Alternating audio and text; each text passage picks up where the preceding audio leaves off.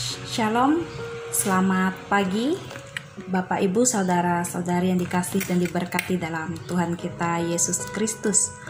Pagi hari ini kita akan bersama-sama merenungkan kebenaran firman Tuhan sesuai dengan nas Gereja Kalimantan Evangelis terdapat dalam Wahyu pasalnya yang ke-16 ayatnya yang ke-8 sampai dengan ayatnya yang ke-21. Namun sebelum kita renungkan kebenaran firman Tuhan, terlebih dahulu kita bersatu di dalam doa. Mari kita berdoa. Bapa kami yang baik, saat ini ya Tuhan, kami boleh mengucap syukur atas pemeliharaan-Mu dalam hidup kami. Terlebih Tuhan telah menyertai bahkan menuntun setiap langkah hidup kami, sehingga pada hari ini kami boleh semakin kuat. Kami dimampukan untuk dapat mengucap syukur dalam segala hal. Bapa dalam kerajaan sorga, firman-Mu akan kami dengarkan dan kami akan merenungkannya. Kami memohon kepada-Mu ya Tuhan, agar firman-Mu ini boleh kami dengar dengan baik. Dan kami juga dimampukan untuk dapat mengerti maksud bahkan kehendak-Mu dalam kehidupan kami. Di dalam dan oleh nama-Mu ya Tuhan kami berdoa. Amin. Kebenaran firman Tuhan yang terdapat dalam Wahyu pasalnya yang ke-16 ayat yang ke-8 sampai dengan yang ke-21 dengan perikop ke-7 malapetaka. Dan malaikat yang keempat menumpahkan cawannya ke atas matahari, dan kepadanya diberi kuasa untuk menghanguskan manusia dengan api. Dan manusia dihanguskan oleh panas api yang dahsyat, dan mereka menghujat nama Allah yang berkuasa atas malapetaka-malapetaka itu, dan mereka tidak bertobat untuk memuliakan Dia. Dan malaikat yang kelima menumpahkan cawannya ke atas tahta binatang itu, dan kerajaannya menjadi gelap, dan mereka menggigit lidah mereka karena kesakitan. Dan mereka menghujat Allah yang di sorga karena kesakitan dan karena bisul mereka. Tetapi mereka tidak bertobat dari perbuatan-perbuatan mereka. Dan malaikat yang keenam menumpahkan cawannya ke atas sungai yang besar, sungai Efrat, lalu keringlah airnya, supaya siaplah jalan bagi raja-raja yang datang dari sebelah timur. Dan aku melihat dari mulut naga, dan dari mulut binatang, dan dari mulut nabi palsu itu keluar 3 roh najis yang menyerupai katak. Itulah roh-roh setan yang mengadakan perbuatan-perbuatan ajaib, dan mereka pergi mendapatkan raja-raja di seluruh dunia untuk mengumpulkan mereka guna peperangan pada hari besar, yaitu hari Allah yang Maha Kuasa. Lihatlah, aku datang seperti pencuri. Berbahagialah dia yang berjaga-jaga dan yang memperhatikan pakaiannya, supaya ia jangan berjalan dengan telanjang dan jangan kelihatan kemaluannya. Lalu ia mengumpulkan mereka di tempat yang dalam bahasa Ibrani disebut Harmagedon. Dan malaikat yang ke-7 menumpahkan cawannya ke angkasa. Dan dari dalam bait suci kedengarlah suara nyaring dari tahta itu, katanya, "Sudah terlaksana." Maka memancarlah kilat dan menderulah bunyi guruh, dan terjadilah gempa bumi yang dahsyat seperti belum pernah terjadi sejak manusia ada di atas bumi. Begitu hebatnya gempa bumi itu. Lalu terbelahlah kota besar itu menjadi 3 bagian, dan runtuhlah kota bangsa-bangsa yang tidak mengenal Allah.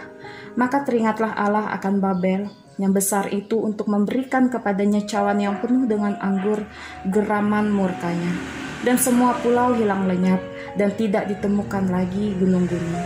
Dan hujan es besar seberat 100 pon jatuh dari langit menimpa manusia, dan manusia menghujat Allah karena malapetaka hujan es itu, sebab malapetaka itu sangat dahsyat. Yang berbahagia ialah mereka yang mendengarkan firman Allah dan yang memeliharanya. Amin.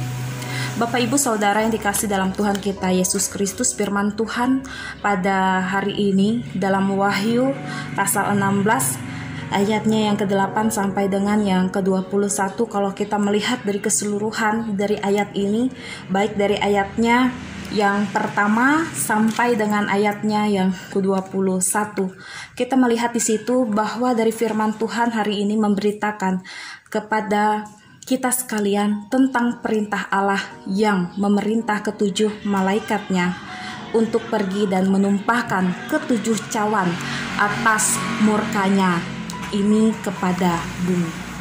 Dari ketujuh cawan murka Allah itu, selain dari penghukuman dan juga selain dari penghakiman Allah, tetapi juga menandakan bagaimana kemarahannya dan kemurkaan Allah. Tentunya ini bertujuan terhadap kejahatan, terhadap perilaku manusia yang sangat degil dan begitu sangat keras hati.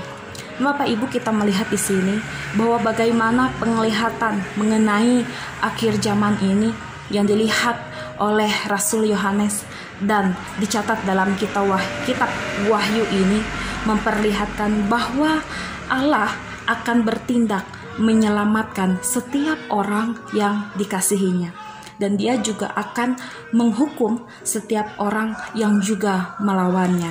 Nah, tentang kapan waktunya hanya Allah sendirilah yang tahu.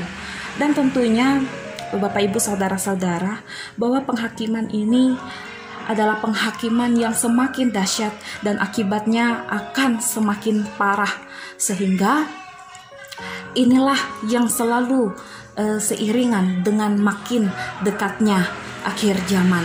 Dan kita melihat di situ bagaimana malaikat ini menumpahkan ada ketujuh cawan. Yang dikatakan di situ, cawan pertama yang mengakibatkan, katanya di situ, bahwa bisul yang menyakitkan di antara umat manusia. Dan cawan kedua dikatakan di situ, ia mengakibatkan matinya semua makhluk yang hidup di dalam laut. Dan juga di situ dikatakan bahwa cawan yang ketiga mengakibatkan bagaimana sungai berubah menjadi darah.